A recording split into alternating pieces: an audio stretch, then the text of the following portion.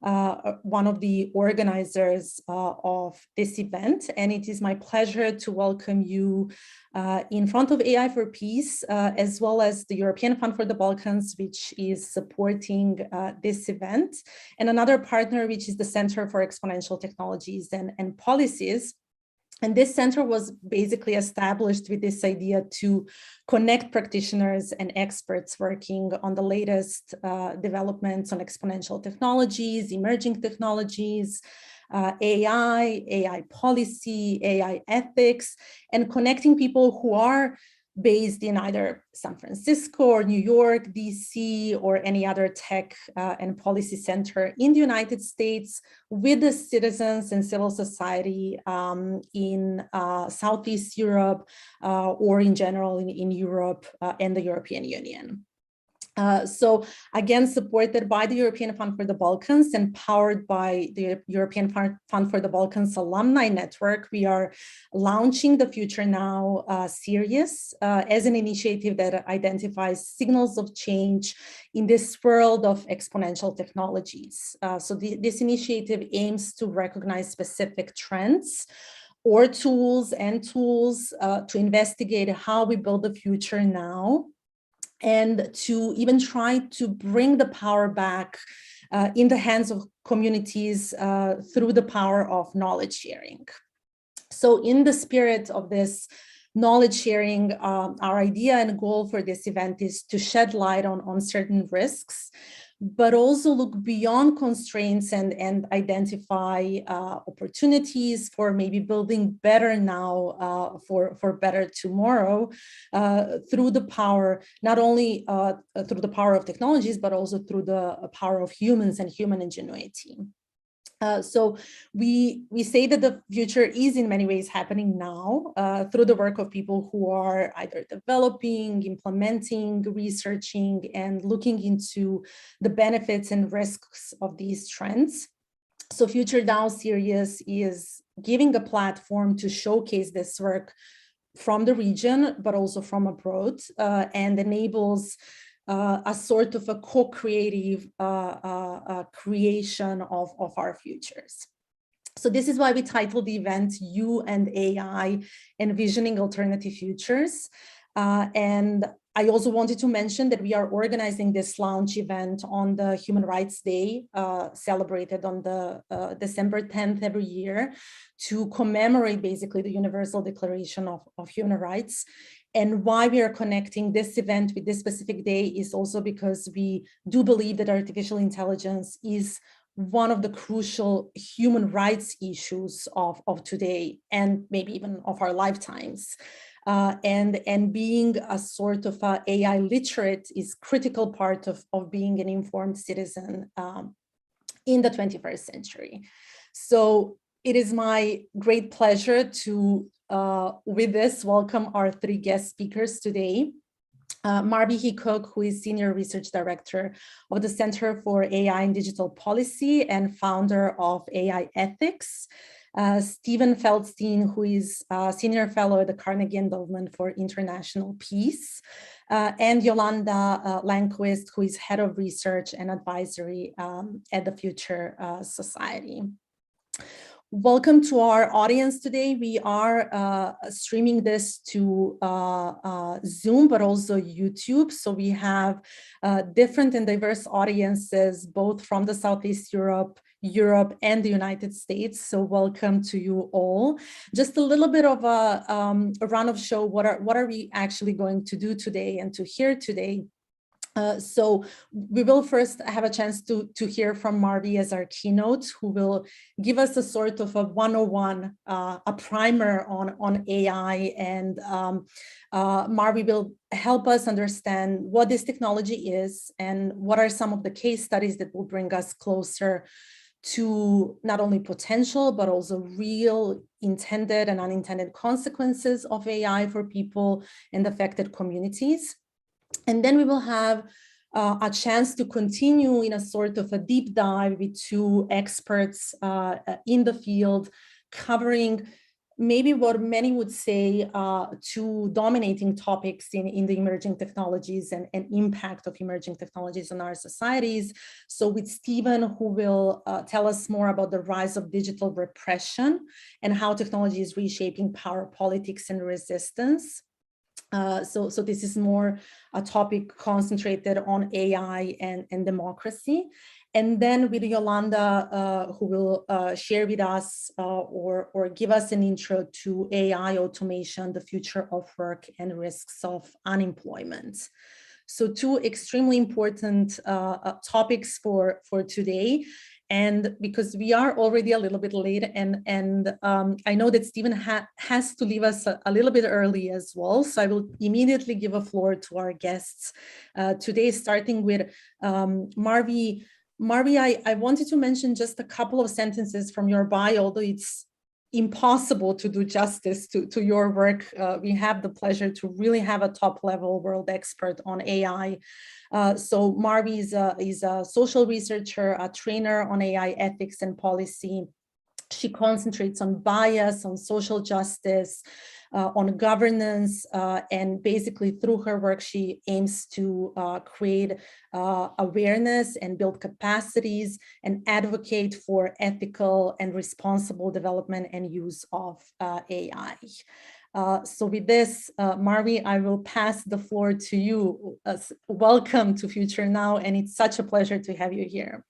Thank you so much, Branka, and thank you for giving me the chance to talk today. I'm really excited about this work, and I see some familiar faces.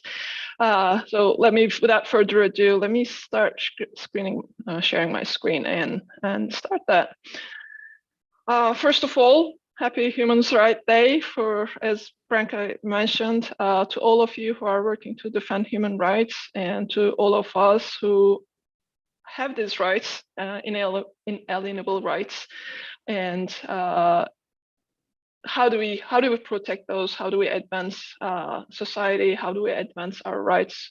This is going to be is my work, but I know it's the passion and work of a lot of people here today as well. But without further ado, let me start with what AI is and what AI is not. And as you mentioned, some of the case studies. When you search for artificial intelligence on a search engine today, look for stock imagery, or when you read the news articles on AI, you'll see a lot of images about brain circuitry, hands touching each other, a lot of robots, some mimicking human interactions and activities and traits, some trying to bring the end of the world. Unfortunately, these dominant images reinforce very dangerous misconceptions, and they also limit the public's understanding of the current use of AI and workings of AI systems, their potential, as well as their implications. So if your perception is of this imagery on AI or what you think AI is limited to these physical manifestations of the robots, you might not necessarily understand the ubiquitousness of data collection and AI systems around you, day in, day out. You might be left in the dark as to the important changes that impact your life. These might also make you mistrust AI, where there is some potential for good use with AI, and that's what we're hoping to advance. I'll go some of the problematic cases of bias, discrimination, surveillance, etc. today.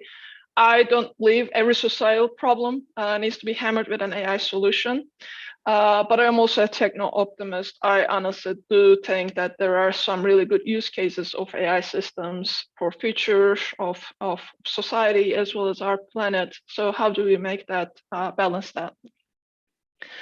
As I mentioned, AI systems are ubiquitous. They are all around us.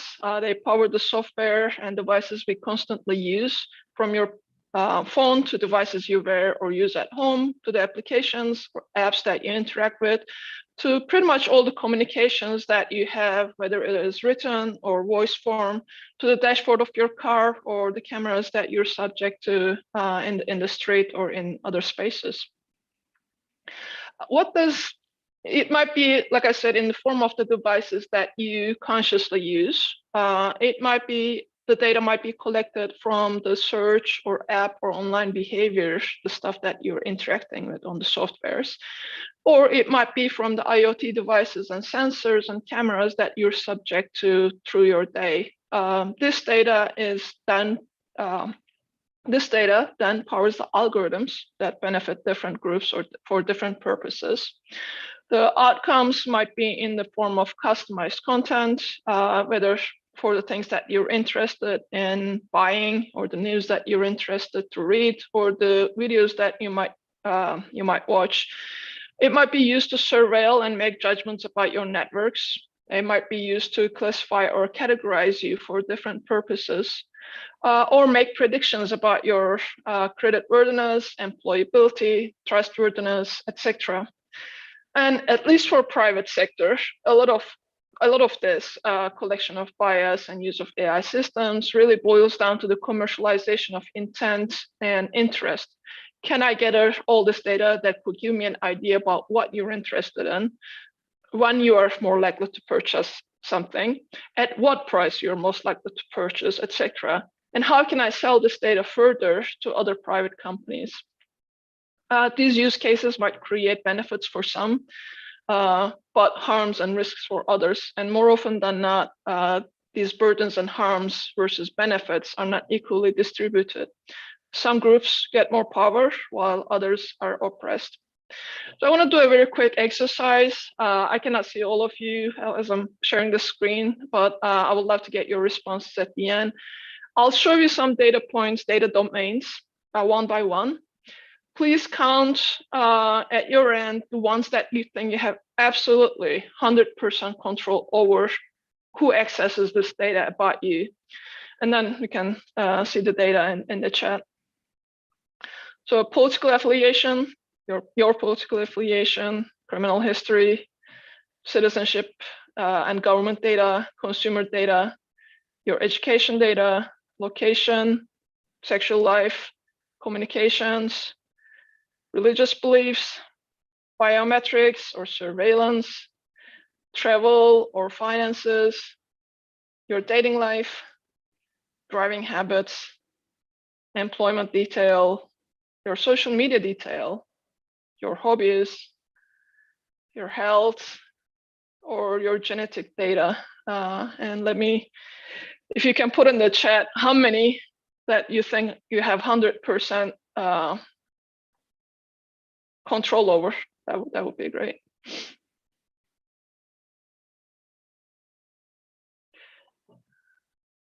I have one at most.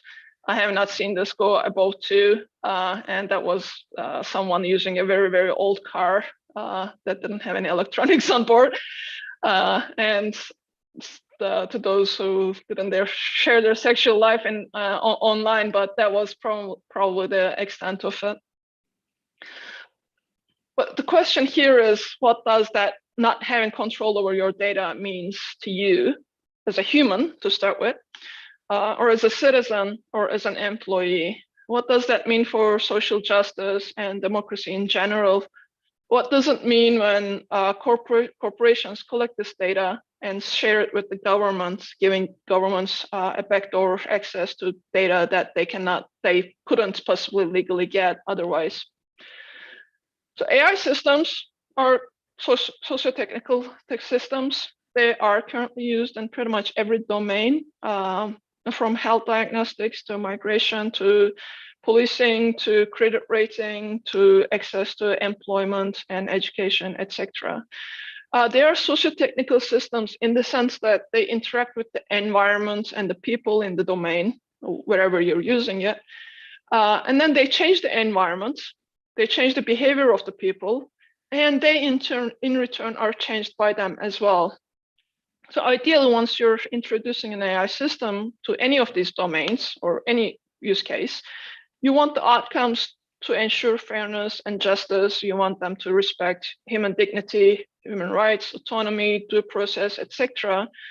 However, we need to understand that one, that's usually not the case for different reasons, different priorities, different resources, etc. So the developers or the implementers of the systems do not have this at the top of their mind or as their priorities. But also these concepts of dignity and due process or fairness and justice, etc., are not only related to technology, but they're actually social and legal. They're related to social and legal systems. They cannot be treated as technical properties of a technology only. So I'll go quickly, mindful of time, we'll go quickly over some of the use cases.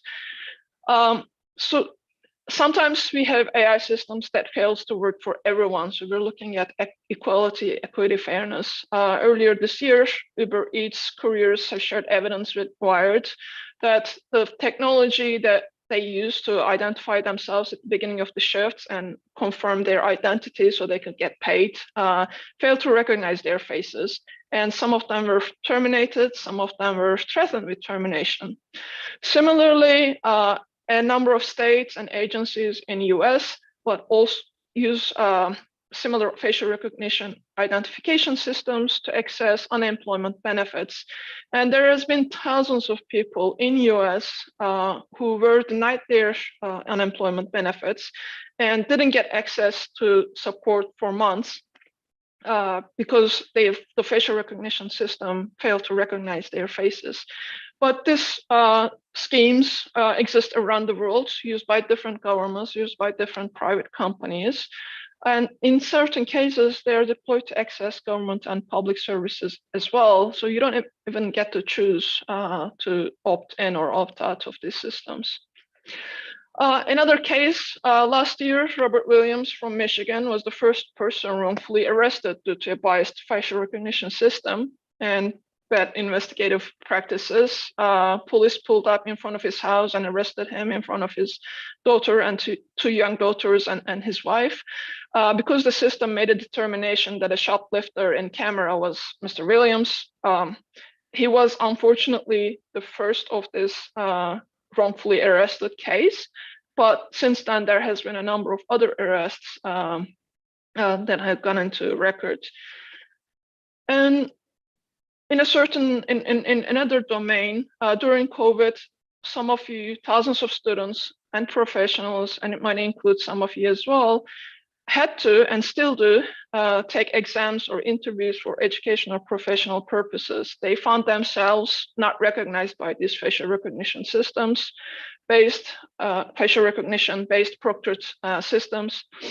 And so when you're already in high stress situations, how do you even perform when you're dehumanized before you even lift a finger, before you even start anything, and how these burdens and harms are distributed? And across the globe, law enforcement agencies use facial recognition systems to surveil and oppress minority communities, vulnerable people, poorer neighborhoods, or political dissidents.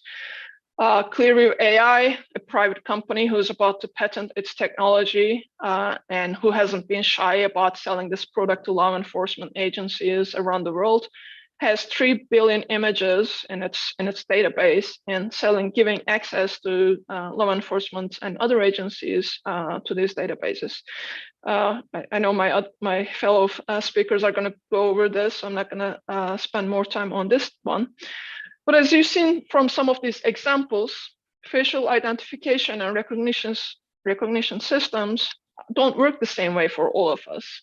If you're familiar with this kind of work, there was a seminal research, Gender Shades, by Dr. Blomvini, Dr. Gebru, and Deb Raji, that came out a couple of years ago, called Gender Shades, where they used 1,270 faces to reveal IBM, Microsoft, and Face++, so some of the most major systems in this field, were better at guessing the gender of male faces than female faces, and especially struggled on darker female faces. So whereas it could identify a lighter skinned Caucasian male with 100% accuracy, if you're a darker skinned female, the accuracy dropped to 69%.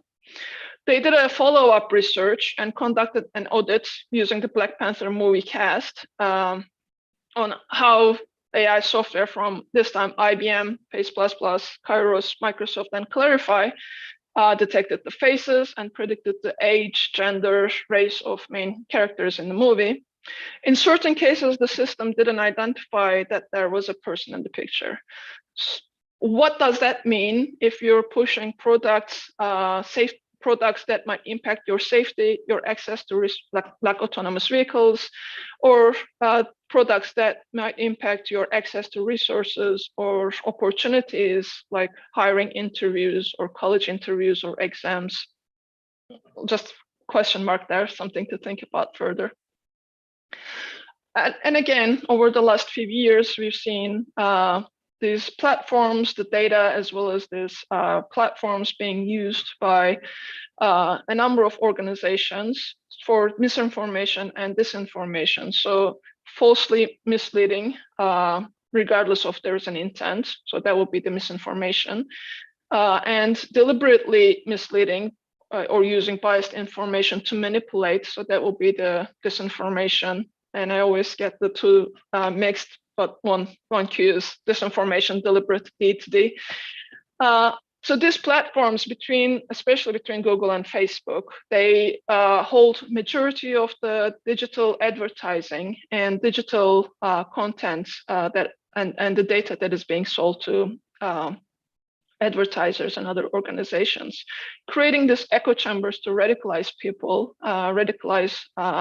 people towards certain content and ideas. I'll just share one research that the researchers from Markup used. They used Facebook's ad manager functionality and paid to advertise a post targeting people interested in pseudoscience. So that is actually a targeting group or was at the time, with 78 million people pulled into that group. And the ad was approved by Facebook. They used the same tool to boost the post to target people interested in pseudoscience again on Instagram, which is also owned by Facebook, and the ad was approved in minutes. So this functionalities can be used. You only need to subscribe to the system on Facebook to get access to this data, but they can be used, as the researchers suggest, to take advantage of the sort of vulnerability that a person has once they're going down these rabbit holes, and they can be pulled down further, and their intent and their ideas might be commercialized and monetized in that sense. And then we have cases of some companies that want to know more about you than you know about yourself. Sometimes their practices are not even disclosed, or they're hidden behind long legalese of terms and conditions, which they can change at any time without notice or without giving the users a chance to decline. Or you have a number of AI applications where the vendor decides to spread its data collection activities to beyond what matters for its services, like what you might be using, what is needed for your recommender systems for your own product or platform. The data collection exercise is expanded. And I would strongly urge you, if you haven't done already, to spend some time with the settings of your phones, tablets, email accounts, apps, to understand what is collected and what you can control, and you'll be surprised a lot. And then there are a number of algorithms that use data to make predictions about your creditworthiness, your trustworthiness, reliability, employability, are you a threat risk, etc. These are then used to make decisions about your access to opportunities and resources, to make decisions about you. There are a number of vendors, for example, that provide social media background scoring, where it's illegal in certain jurisdictions and in certain domains, but they crawl through your personal social media accounts and suggest a score to employers, for example, in a recruitment domain. What's wrong with these systems are they presume that your online behavior is very relevant to the domain that this might be used. So, for example, if you're using in a recruitment domain, that it is your online behavior is relevant to your professional success or professional activities as a role. these systems also don't, especially natural language processing, as it stands, doesn't have the ability to parse the nuanced meaning of communication or detect intent or motivation, etc. And they might be used to, they might, at the end of the day, might be used to wrongfully rate whether the rating system should exist, a scoring system should exist in the first place is a totally other question. But because of incomplete data, wrong decisions on what matters in those decisions, you might be locked out of opportunities and access opportunities and resources as well. And then I want to pull this all together for especially in this case people with disabilities, but I'm really talking about people in vulnerable situations as well, whether you are a senior person, an elderly person, whether you're a children, whether you're in a vulnerable situation like migration or refugees, etc. These models treat underrepresented, usually AI models, they treat underrepresented traits as undesired traits, which receive less weighting. So for example, in a distribution of data and a distribution of decisions, people with disabilities or other marginalized communities might be sitting as outliers at the tail end of these distributions. So as a matter of course in these systems, they risk being excluded. These recognition systems might not work well with people with for example, Down syndrome or cleft lip palate or other conditions that might result in different facial characteristics. They might not result in people with speech, people with ambulation issues, etc. So they don't work the same, and they don't. People don't get a chance to benefit from these systems the same. Finally, I want to just say that there is a better feature, like I said, and I apologize for the weird light on my face. There is a better society, but there's a better future. We need to imagine a better society that respects our rights, our freedoms, and where AI systems can actually make a difference for society, for groups, for marginalized groups, as well as the planet. So again, thank you so much for the opportunity to talk today, and happy to keep the conversation going afterwards. Thank you so much, Marvi. Thanks for this great overview and for leaving us on a positive note as well. As I said, we want this to be about risks, but also opportunities. And I will invite people maybe to put some questions and comments in the chat. And I will immediately give the floor to Stephen, because Stephen has to leave us a little bit earlier. And he has a very important topic to share that is very relevant for our region as well, how these technologies actually can fuel and power oppression. So Steve, the floor is yours. Great. Thank you, Branka. And I apologize. I'm going to have to leave a little in about 11 minutes or so. So I will try to keep my presentation short and then hopefully allow for at least one or two questions as a result. So my research really focuses broadly on the democracy and public policy implications of digital technology. And I've done research that looks specifically at how AI and big data surveillance techniques work. I've also written a book that came out earlier this year that looks more broadly at a wider range of techniques, from more conventional surveillance to censorship, internet controls, and so forth. But I will focus for the next few minutes just on the kind of more narrow set of AI-related surveillance. So as we've aptly heard, AI, there's a number of different ways to consider, to think of, and define artificial intelligence technology. For purposes of what I'm focusing on here, I'm really looking at technology as it's used by law enforcement, national security, criminal justice, border management organizations. And four techniques in particular have been of interest to me in my research: facial recognition technology, or more broadly, biometric technology; smart city or safe cities, which are urban networks comprised of thousands of sensors that transmit real-time data to facilitate public policy, public safety management; smart policing techniques, which range from data-driven methods for police response, as well as investigations, but also crime prediction and even sentencing decisions, And then finally, social media monitoring, with the use of algorithms to automatically and autonomously monitor millions of online communications.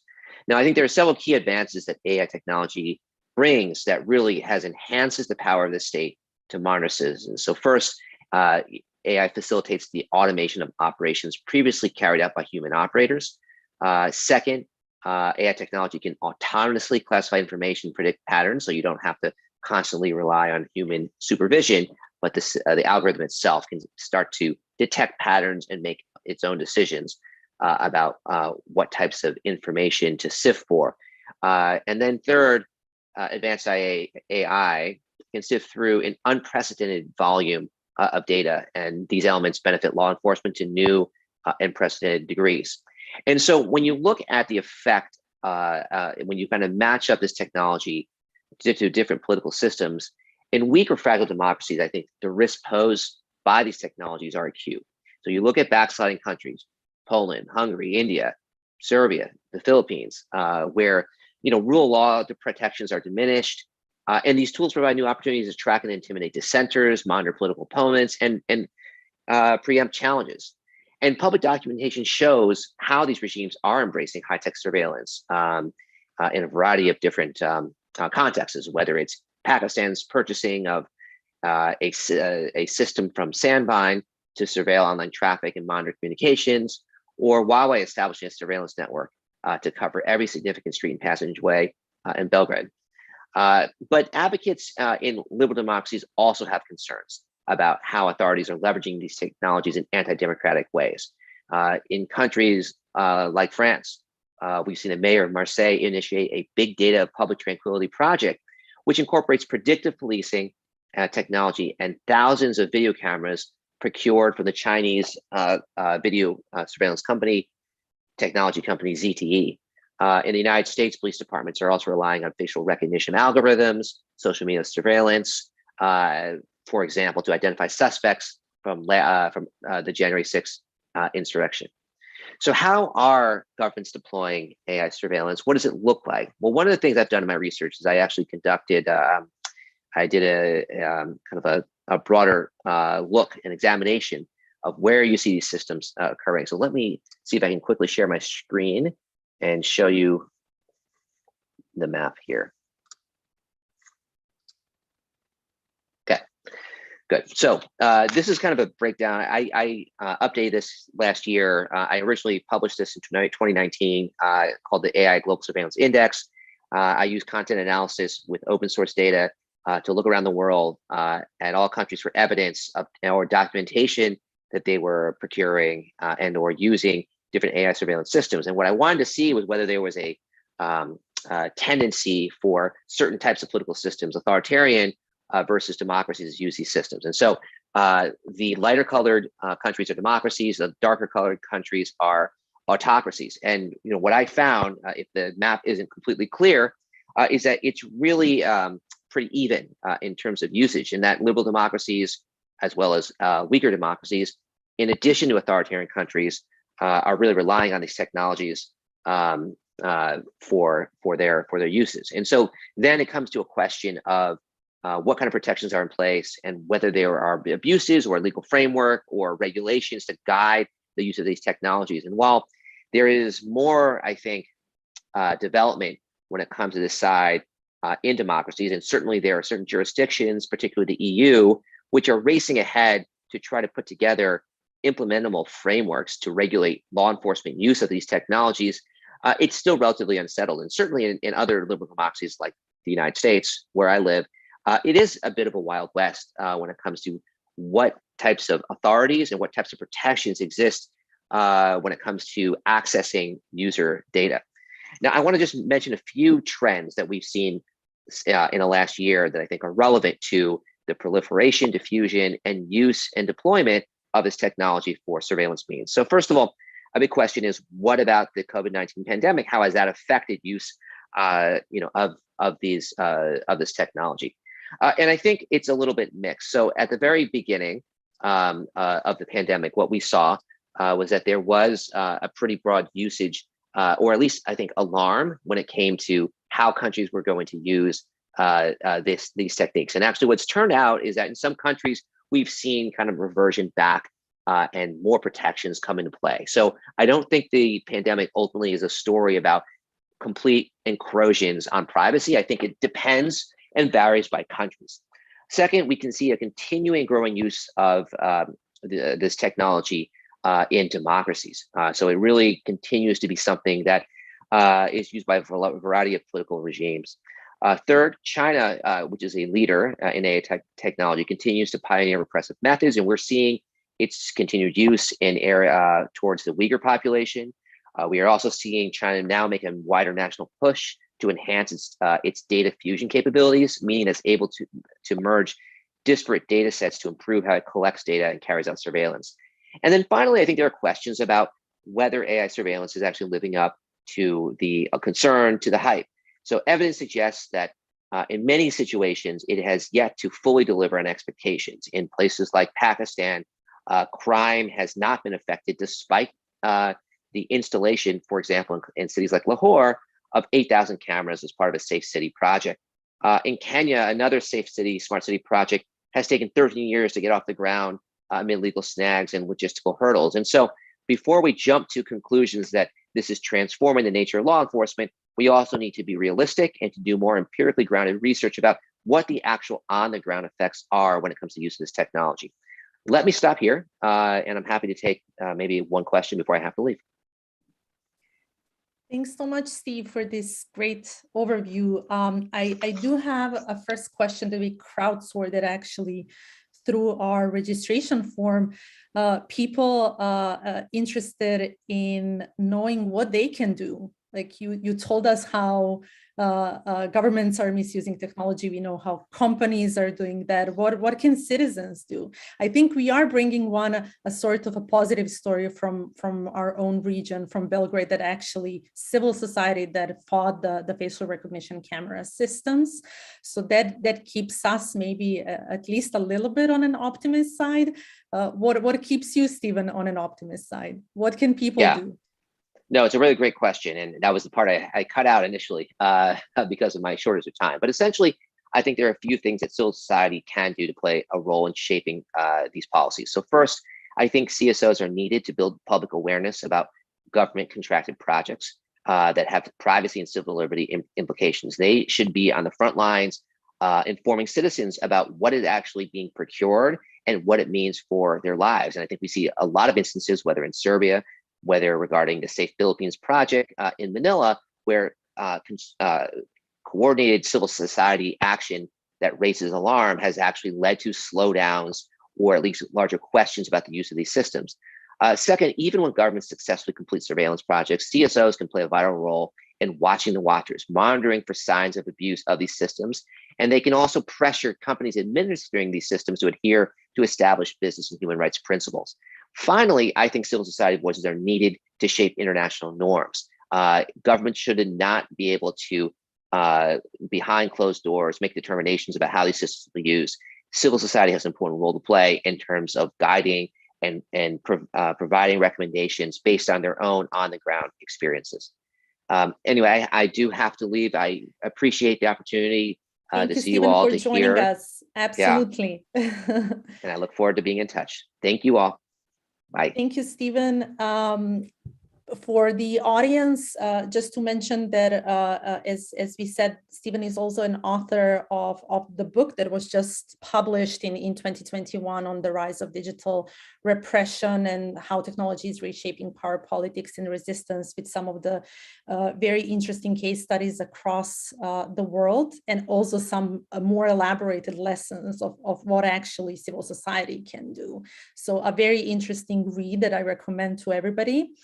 And then again, I have a great pleasure to introduce our next speaker, who is actually joining us from California, with this beautiful background there that brings us a little bit closer to this beautiful country. So Yolanda, this is a welcome for you. Thank you so much for waking up so early to join us and to give us a little bit more about your insights on AI, automation, the future of work, and risks of unemployment, just a couple of sentences. And Yolanda, I will give the floor to you to also introduce your work to the audiences. Yolanda is joining us from the Future Society, another organization that who can fit better to the topic of our forum, Future Now, than the Future Society. So this is a US nonprofit with the mission to advance the responsible adoption of artificial intelligence and emerging technologies for the benefit of humanity. So Yolanda leads AI policy research and advisory projects to harness the opportunities that AI brings while mitigating the risks. So here we go again, circling around the opportunities and risks and covering this very important topic now of not only algorithms, but in general automation, how the work of the future will look like, maybe even the work of present in some of the countries and sectors, and what risks, but maybe also what opportunities this brings. Yolanda, it's a pleasure to have you. The floor is yours. Thank you so much, Branka, and it's great to meet everyone. And I'm looking forward to hearing from you in the breakout discussions. So the Future Society works on many different topics. Myself personally, I'm now focused on responsible AI adoption in the global South, and I'm leading the development of 3 national AI strategies in Africa that the Future Society is working on with GIZ and the country's ministries. So that's really interesting. We're also working with the OECD AI Policy Observatory, the Global Partnership on AI. We had an event last week, which Merve was at, on AI and the rule of law. So there are a lot of topics. This one, I think, is a really interesting question, and I'll share what we have on that. AI automation, the future of work and risks of unemployment. So part 1 of my presentation: can policymakers, companies, and students expect AI-enabled automation of jobs? So a number of applications that we've previously considered to be things that only humans can do now have AI successful tests and pilots, and in some cases deployments, like therapy, for example, driverless car, although that's not in deployment, cancer diagnostics, because it's supposed to be something very high skill. We also know of games, beating humans in chess and Go. And these particular cases have alarmed the public, companies, economists, consulting firms, and others. So starting from a couple of years ago, around 2018 especially, took off a number of studies looking into the potential impacts on jobs and whether AI can replace jobs and workers. And these studies, interestingly, all have different methods and different conclusions and outcomes. But I'll get to the punchline and say that pretty much we haven't seen widespread replacement of humans. Of course, there's more increasing deployment, like stocking warehouses and different areas.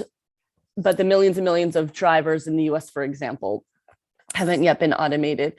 So, but the conclusion of this research that I think is the most methodological has found that it's not whole jobs that we should be concerned about, but rather the tasks of particular jobs, and particularly it's routine, predictable tasks which can be automated. But here's a quote from Joseph Stiglitz, the economist. "It's clear that AI has the potential to disrupt labor markets in a major way, even in the short and medium run, affecting workers across many professions and skill levels."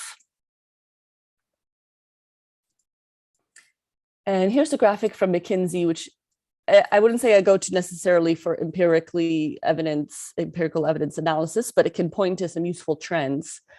So we see sectors on the left and different occupations within those sectors at the top.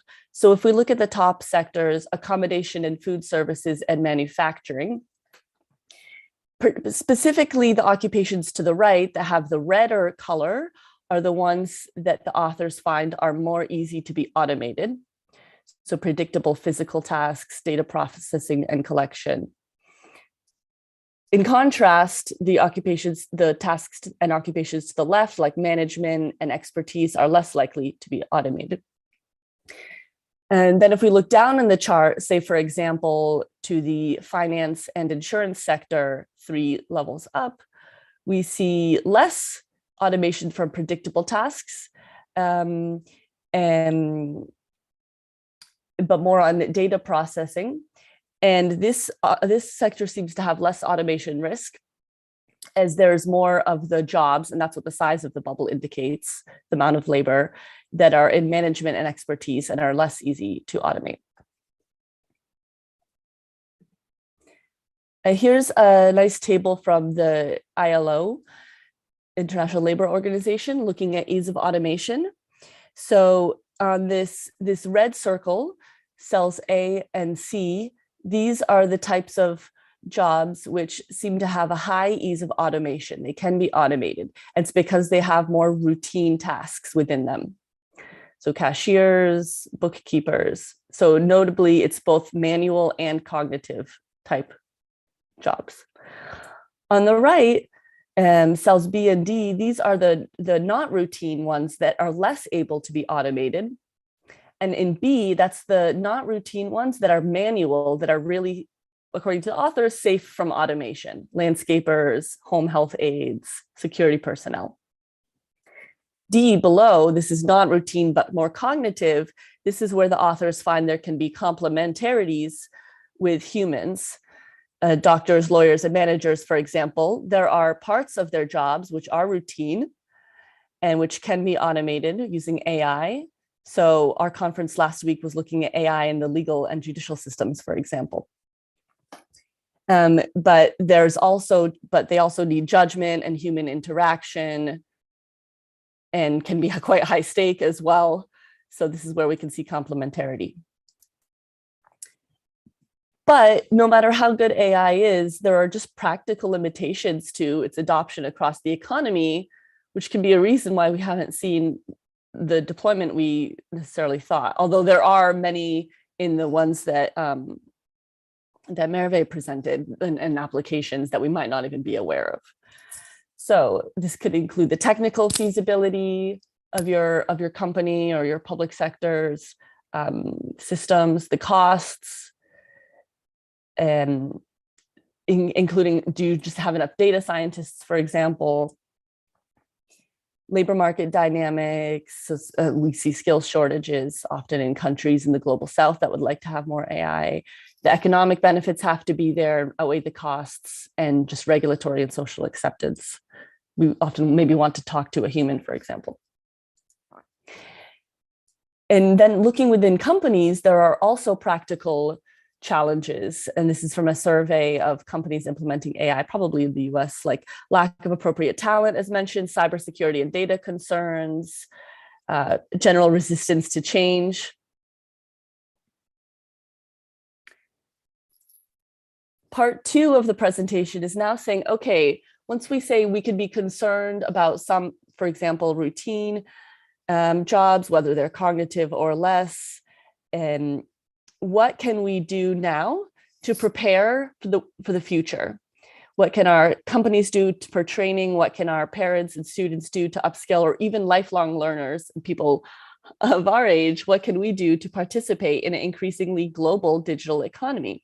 And sometimes the countries we work in are wondering about this, because they're with online labor, and maybe they don't want to work based on low wages, or maybe they want to compete. Okay. So here are 2 quotes.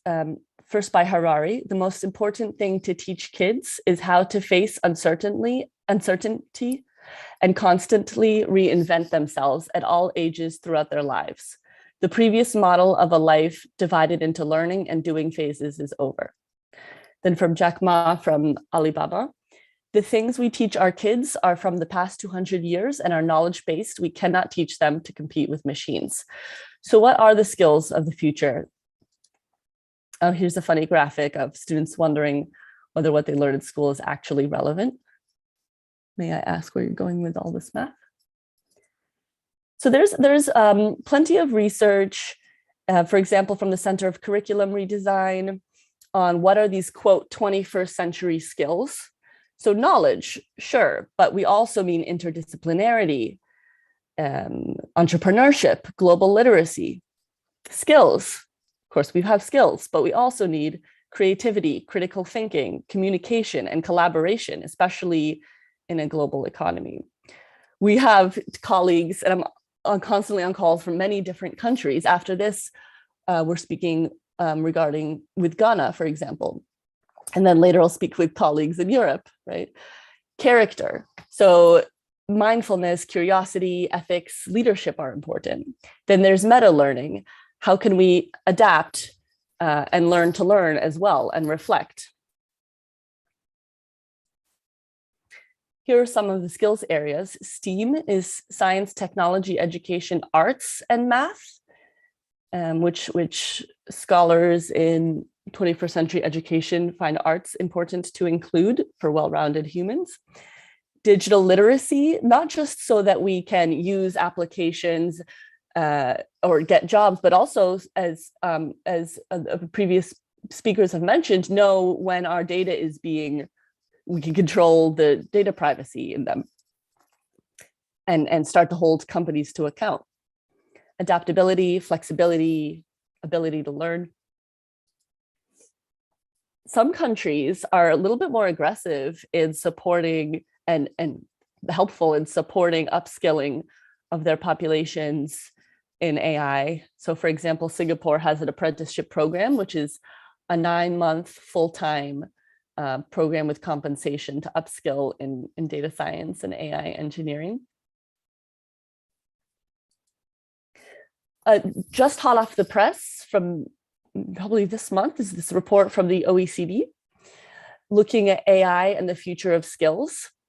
I can't say that there's anything from my quick perusal that is shocking, but they're starting to do this very rigorous look into what would be needed in assessments of human skills. And they find, for example, though, they point out something important. Healthy human adults have some basic cognitive and low-level skills that AI systems don't have, like navigating in complex physical environments, understanding the basic language or basic rules of the world. So a systematic assessment of AI requires a comprehensive framework that covers these skills. So we could say, okay, a computer can beat a human in Go, but that doesn't mean it's going to be practical in this company or in this job, dealing with all the different situations. Importantly, there are new movements to increase diversity and inclusion in the AI field itself, which again is important not only for jobs and inclusion, but also for holding companies to account. If we have time, Frank, I'm happy to go into some of the risks of AI and the ethics as well, which are important, which actually our speakers have also covered, but we could also talk about cybersecurity, for example, and bias, for example, in Africa, using pre-trained models trained on Western data developed in the West are not applicable and have really low rates of accuracy, like mentioned, for different populations, right? Or lack of languages in local languages. So last couple of slides here, we're advising national AI strategies in the Global South in our program called Responsible AI for Development, which I encourage you all to check out. National AI, and this is building on our previous work with the World Bank Digital Development Partnership, where we looked at 19 countries' national AI strategies from different continents. And that helped us to identify what are some of the common topics in a, quote, national AI strategy. And one area that we use is called 21st century skills and AI literacy or talent development in human capital. This is one area in a comprehensive AI strategy, along with others like digital infrastructure and compute, data access, targeting AI adoption in the public sector and private sector, for example, in manufacturing and healthcare, education as well, and then the governance and policy and ethics. But I'll just show you some examples from other countries on this first talent category. Here are some recommendations that other countries are doing. not that we've included per se, but that we found in the 19 countries we looked at with the World Bank. Policies like supporting scholarships of academic programs and PhDs and for master's students in AI, promoting more STEAM education, online courses and digital skills like MOOCs, massive open online courses, new digital traineeships and apprenticeships like we saw in Singapore, easing immigration rules to attract talent. France had this in their AI strategy earlier. University partnerships with industry to provide AI courses or to attract foreign lecturers, for example, from Europe to Africa, local AI meetups. I was living in Bucharest, Romania for a year and a half, and there's a nice AI, city AI meetup scene there, which is really great to exchange knowledge. And that's it. And I have a number of questions for the breakout session, basically, when ready. Thank you. Thank you, Yolanda. This was a great cover of a very important topic that we are still not sure how many of these things are actually a hype. What is the reality? What can we expect? Are we preparing for the right things? So I do think these kind of conversations are very timely, and it's very important to get outside of the things that we can read in media that are often overhyped news of what is actually happening in the field. So I will actually suggest, because we lost Steve, we will not go into breakout rooms. I suggest we keep your questions for the plenary. We do have people on YouTube as well, so I will try to see what are the questions there and then collect them, and also bring Marvi back into conversation as well. I think you can help us also find our way through this very complicated topic. But maybe I can start with the first one that I'm not even sure how exactly to frame as a question. It's more like an insight that I got through having some experience in California as well. When I first time visited, it was a long time ago, I think 7 or 8 years ago, when we talked about autonomous driving. It was still something that was quite a sort of a hype, something that you could think about in California, but not exactly see in the streets, right? So I still had to Google the photo of a Google autonomous vehicle to be able to see it. Today, you can see it all over. All over. You can see it in California. The vehicles trained, even taking a ride with one. So this is one of the things, like we see how quick the technology is developing. And then we see this challenge of finishing the final mile, right? We were maybe able to go like hundreds of miles very quickly. And still this final one is so hard to reach. So I'm not even sure if we will ever reach have autonomous driving, even in California, even in US, and not to talk about the entire world. So how to deal with these kind of issues, things that are that we think that are out there, but the last mile will never happen.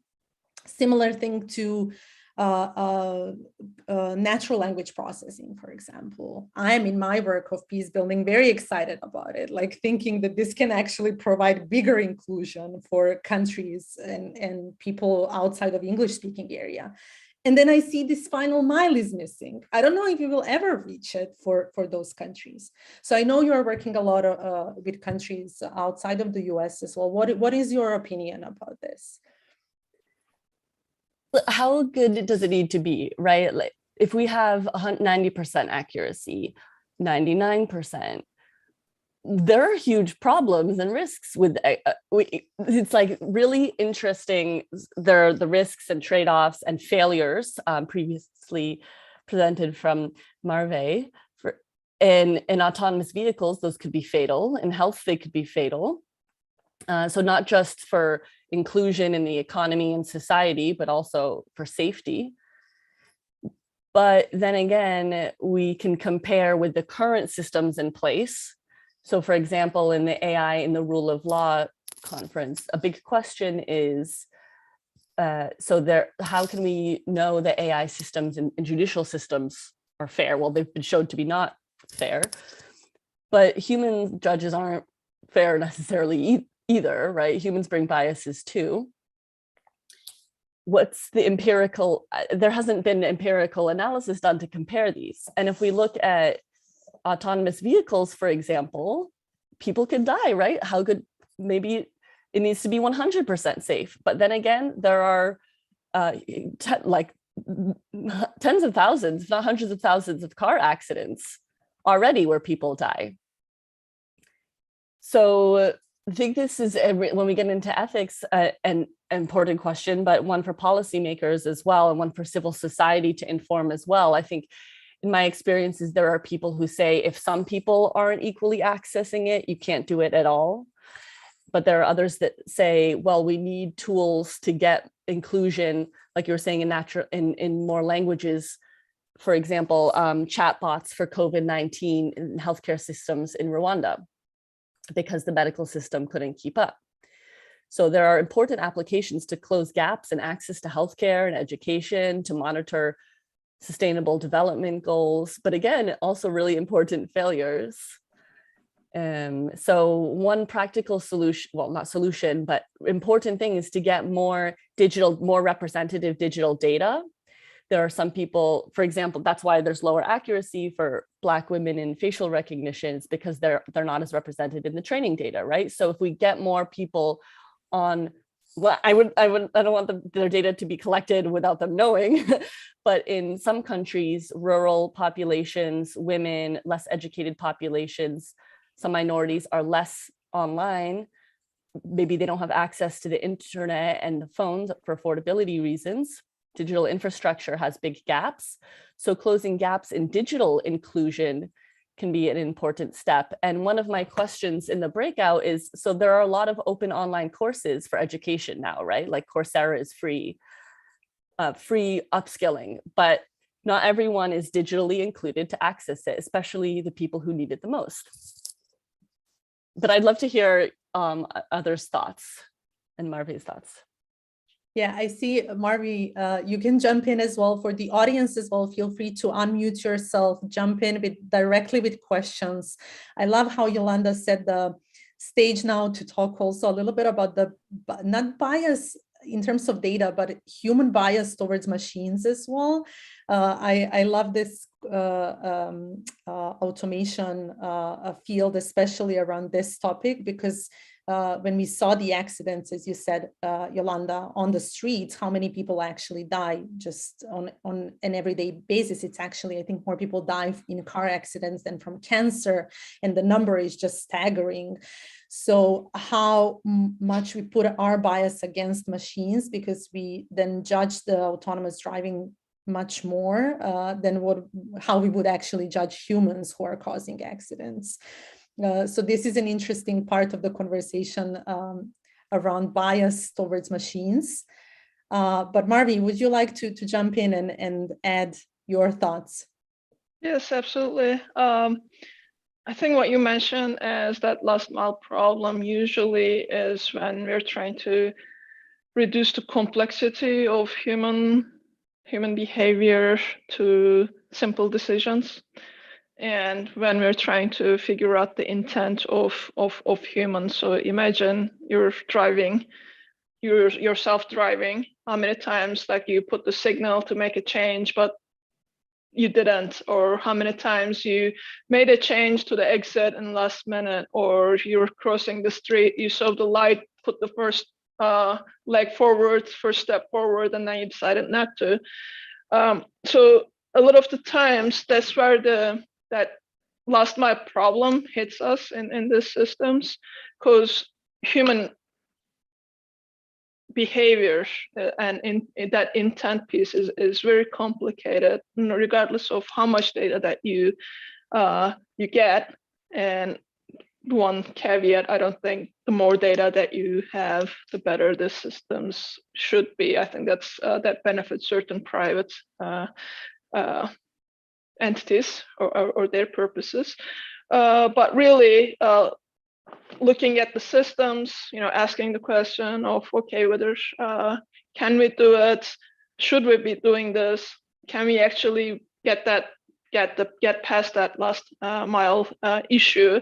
And if we can't, what should be and if we still think the system should be in place, what should be the safeguards for that? So if you're talking about autonomous vehicles, what are the safeguards to avoid such situations, as they're like unintended consequences, but some of them are starting to feel like they're intended. But then there is the other piece of low data situations, to similar with facial recognition systems, of not having representative data. So again, going back to the autonomous vehicle systems, they work perfect in highways where you have multiple lanes. The traffic is pretty much more or less expected, moves as expected, but it doesn't work well when you go into downtown streets or stop and start multiple lane downtown traffic, or any city traffic for that matter. They also don't work well where, like I said, where there's low data, like the people with disabilities.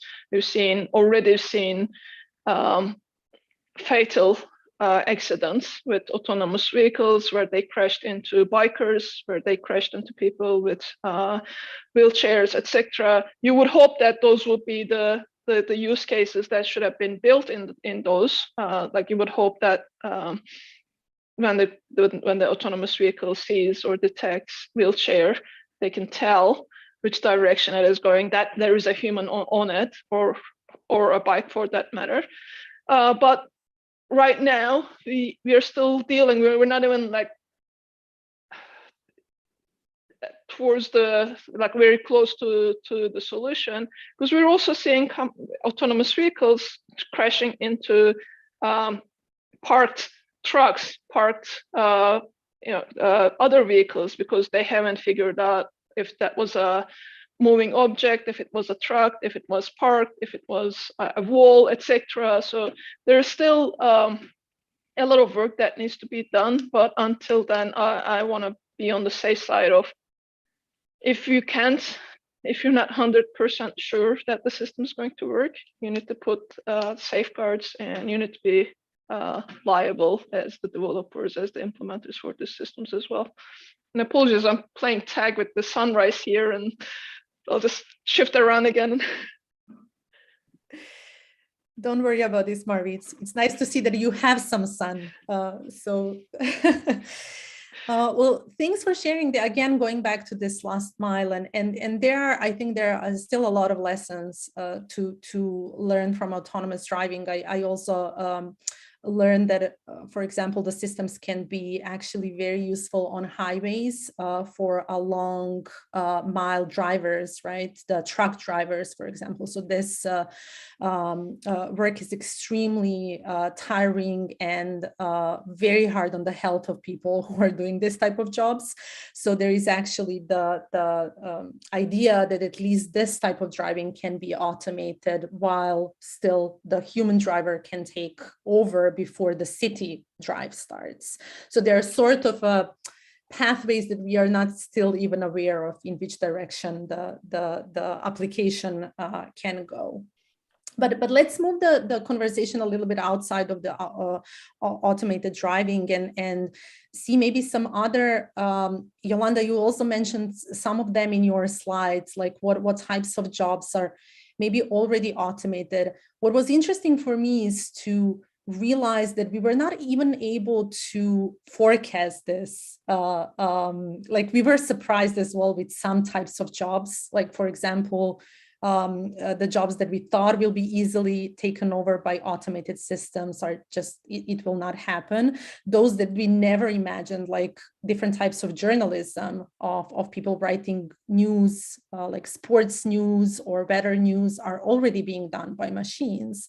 So this is one of the things, again, going back to how to be prepared for what is coming as a regular citizen. And then the other one is, just around this discourse around losing jobs, will we actually lose jobs? That even 10 years ago, we were not able to forecast which new jobs will appear with new technologies, right? With internet, with the accessibility of computers, with bridging this digital divide that you mentioned, we were not able to forecast what the data scientist will be, or many other types of jobs. So I'm wondering if this is also the way of keeping the positive thoughts and being an optimist and thinking that there are many other new jobs that will be created with the process, and also jobs that will be still needing the humans. So I wonder about your thoughts about this, and also what are these maybe skills that you think humans will be inherently human? Machine will never be able to replace us in those. So in terms of so there's not large scale deployment of cars, right? That's actually gone slower than we expect. Usually I think there's always humans still behind the wheel, and because of these very obvious failures that Marvi mentioned. But on the other hand, we have large language models, for example, like OpenAI's, which can do really amazing things in text generation, text summary, and that can have useful applications, for example, in healthcare, in education. Imagine if a blind reader or blind person can't read a text, and the system can not just read it from top, but help to summarize and read it to do this skimming function. Or a child would like a summary for a second grader of a scientific paper is another thing that OpenAI's tools can do, as well as it's not just OpenAI. There's a lot of countries that do it, including ones that aren't as democratic, going to our previous speakers, which use it for bad, for harm.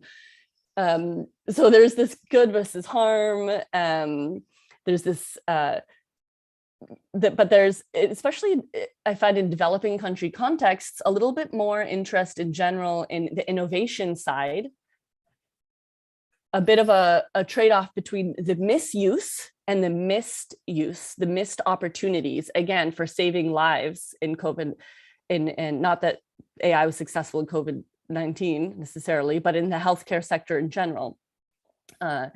In monitoring climate change and deforestation, for example, in improving agricultural outcomes in countries that can have crop failures. These are serious issues that might not be as important to us in California and Europe. So when we get to the global governance of AI, that's when things get really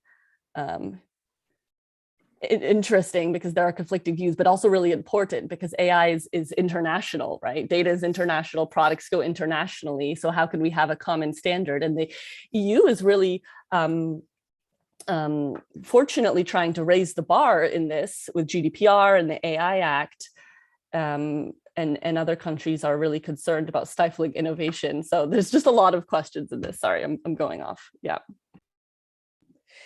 Yeah, of course, this is much bigger topic than what we can fit in an hour or even less of conversation, but it's really, I think, important to start some of these and maybe even raise more questions than what we have answers. We will not have answers for many of them in the near future. I would like to bring, and I don't know if Elena can join maybe directly and ask the question, because I can't see her camera now. Maybe I can read her question from the chat. You want to jump in? It's a great question. Well, yeah, sure. I can just read it out loud. I'm a little bit sick. I sound like a machine has taken over my voice. Are you a machine or are you a human? You're Hello, still everybody. a human. I'm Elena Petkovska-Dyrkiewska. I'm representing the European Fund for the Balkans, and being part of this forum, just interested to listen you all, because I'm always open for hearing new things. And actually, I have had some contact with this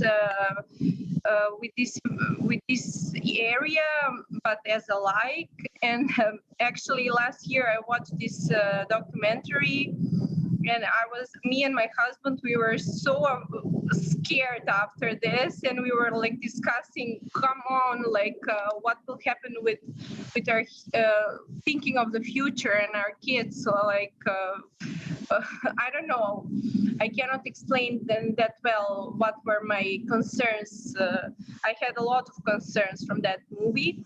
And I just wanted to ask you some of the basics, like where can we start off, like getting this AI literacy, like from our Facebook accounts? I know that's the common path, but what else can we use, like to get more informed as citizens? Because that's maybe the legitimate question that we can share with our fellow in the communities we live in. I can go with that one, and it really depends on how much you want to be involved, whether you just want to learn more for your benefit, for your families, for your social circles benefit, and how to react to that, or you actually want to do advocacy or a bit of activism, and start engaging with your policymakers, your lawmakers, etc., or your local community, and expand that knowledge.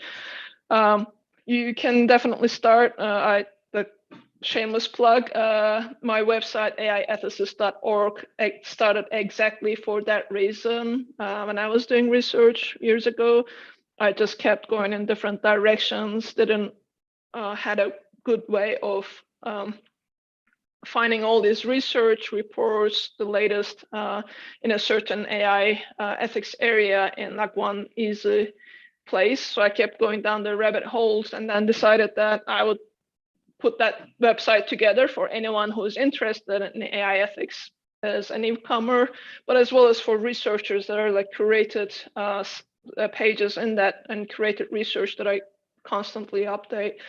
So that will be one place to start in terms of starting to read about some of the most pressing issues on this. There are a lot of communities of different professionals from different industries coming together to discuss, to start shaping things, to start moving things and changing things for both their own benefit, but for their community as well. And then there's also the policy work on how these changes might be. So it really depends on starting the research, starting to get yourself more knowledgeable about some of the impacts. Yolanda mentioned some of the online resources like Coursera, etc. There are a number of podcasts on this. So there are easy ways, digestible ways of starting to get this information. And then if something hits your heart, if you're passionate about, for example, sustainability or children's rights or rights for the senior citizens or immigrants and refugees, etc., you can pick up, you can go deeper into this research and start advocating and doing some activism work on that as well. Unfortunately, I must depart, but I wish you good continued discussions. Thank you. Thank you, Yolanda, so Happy to stay in much touch. for joining us. We will be in touch. I posted the Future Society link in the chat as well, so feel free to check the work. Also, Marvi, thanks so much for actually giving us a perfect closure, because we are right on time. And I think this was a great way, thanks Elena for the question, to actually finalize the discussion for those who are new in the field, who I also think the fact that you went to see the movie, the documentary, is also a very good start. So look what is out there in this world of documentaries, in the world of movies. This can be a very good entry point for regular citizens. This is this art part, what Yolanda was talking about, STEAM. I love this. It's not STEM, it's STEAM, making sure that the art is present in this work, that really raise awareness of what is out there, not only about the risks, but also about the potential opportunities that we can even support as regular citizens. So maybe for the last sentence, Marvi, for you, keep us on a positive note. What makes you hopeful for this field? What makes you an optimist? What you are hoping for to happen in the future? what keeps me optimistic about this is to see how the field, as well as a lot of my collaborators, the people interested in AI ethics and understanding the impact, day-to-day impact of these systems, as well as data collection, is expanding a lot. And there's been more voices coming in, whether they're doing it academically in their own companies or out there in the advocacy and activism world. So that expansion keeps me optimistic, as well as the current state of policy, global policy and regulation.